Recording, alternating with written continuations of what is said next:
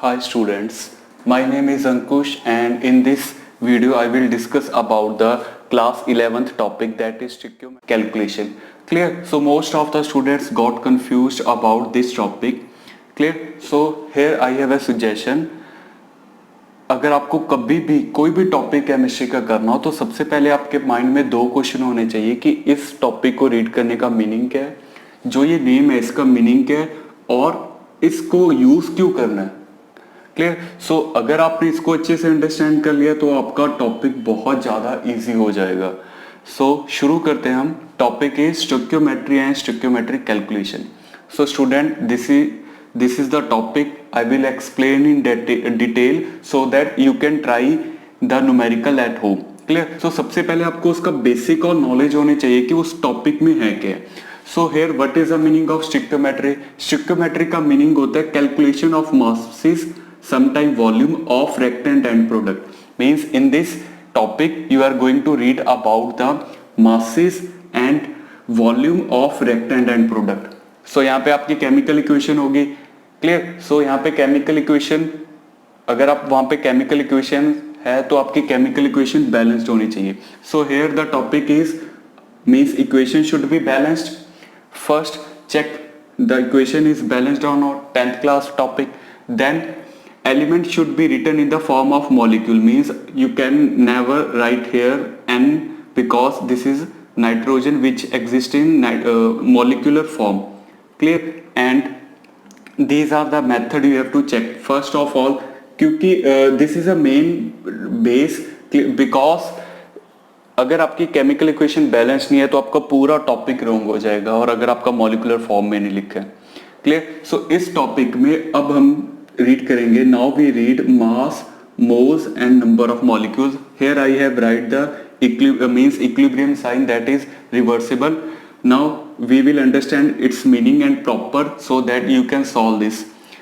Suppose you can we take here the reaction carbon in the form of solid react with the oxygen which is form of the gases will produce carbon dioxide. Here I have write mass, moles and number of molecule. These are interconvertible.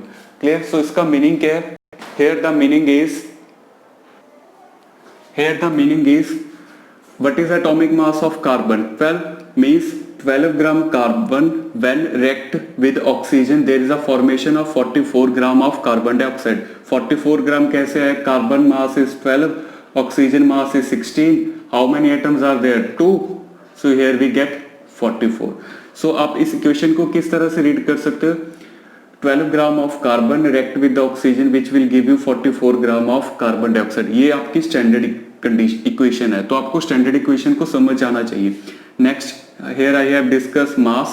Now the moles. 1 mole of carbon react with 1 mole of carbon dioxide oxygen which will give you 1 mole of carbon dioxide. Clear? Now the molecules.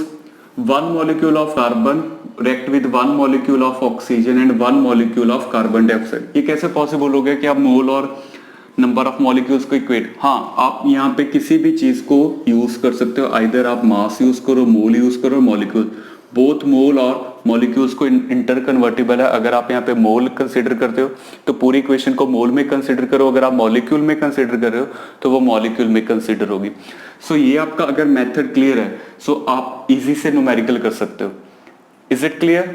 Now we have the topic means we have the here mass and mass relation.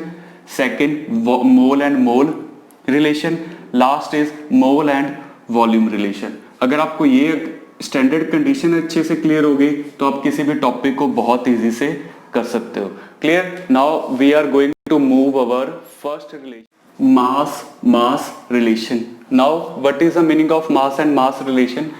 In this topic we are going to correlate the mass of reactant with mass of product.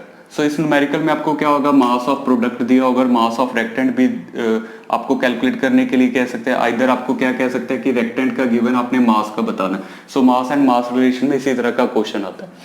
So here 12 gram of carbon will give 44 gram of carbon dioxide. So question है, अगर आपका 24 gram carbon है, अगर आप उसको burn कर रहे हो तो कार्बन डाइऑक्साइड किस तरह से कितनी फॉर्म होगी.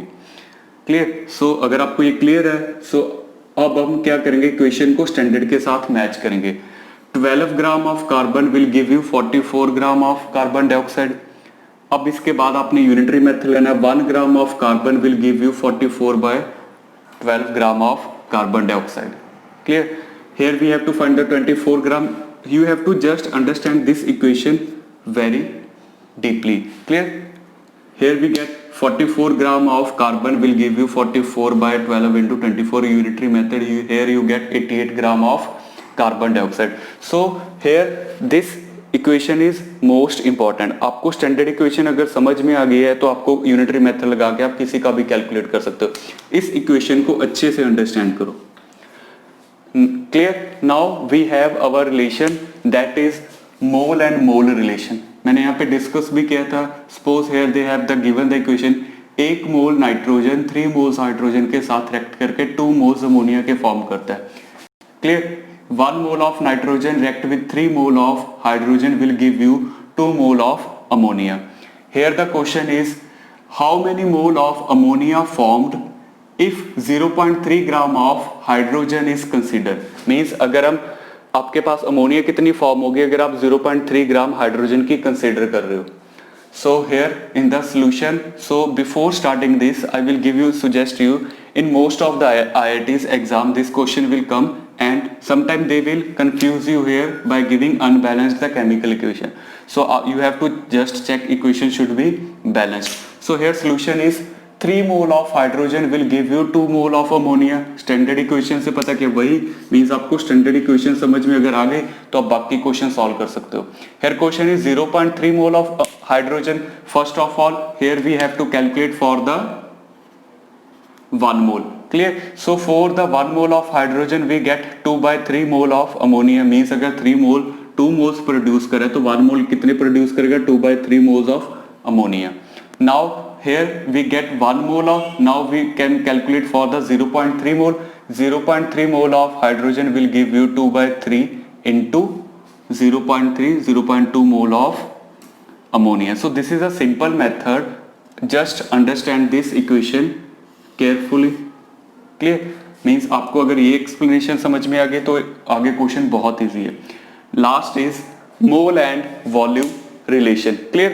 So in the mole and volume relation you have to just understand the concept where we use a mole gas means where we use a volume at the time of gas. so यहाँ पे gas का relation होगा। clear?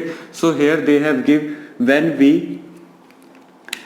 decompose KClO3 there is a formation of oxygen gas and 2 KCl. so student first of all understand अगर आपका वहाँ पे 1 मोल है तो आपके 22.4 लीटर वो गैस होगी। क्लियर?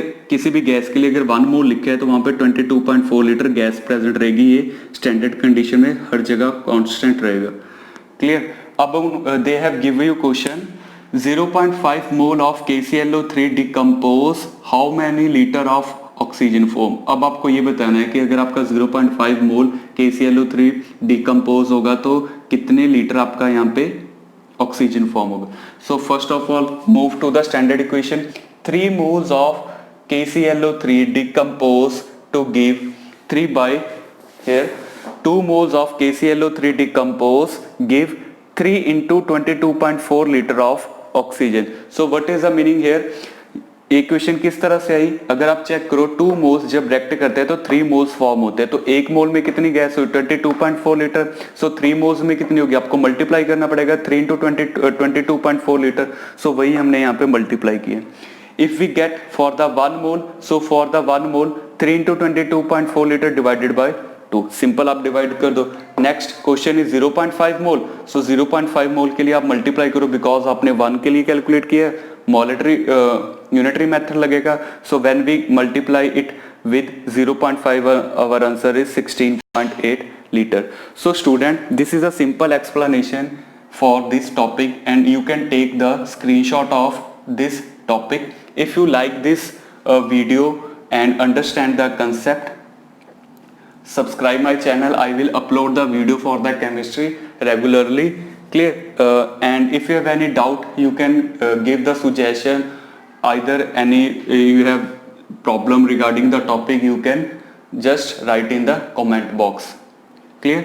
Thank you. अगर आपको किसी को कोई भी एक्सप्लेनेशन चाहिए हो तो आप मेरे को वहाँ पे मैसेज कर दो, सर कि ये टॉपिक इस तरह से है, सो मैं उस टॉपिक के ऊपर वीडियो अपलोड कर दूंगा। Clear? So this is a simple, I will hear right mass relation, mole relation and mole volume relation. So understand this concept deeply, solve the numericals. अगर आप जितने न्यूमेरिकल सॉल्व करोगे आपका concept उतना ज्यादा clear होगा। Thank you.